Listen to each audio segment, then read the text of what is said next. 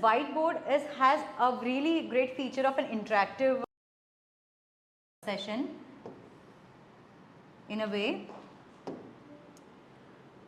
Simply I have to go, select the 3 dots, go to the canvas, and over here you have the recorder where you can record whatever you are writing on the screen.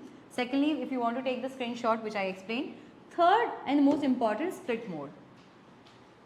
So in the split mode, if one or more students wants to come and wish to write anything,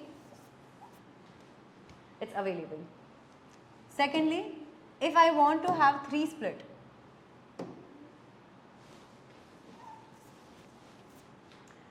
simultaneously 3 students can come and do their sums or do their lessons on the interactive board.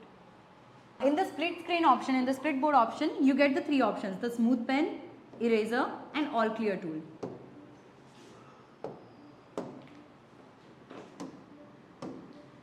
If you want to go back, simply press the exit.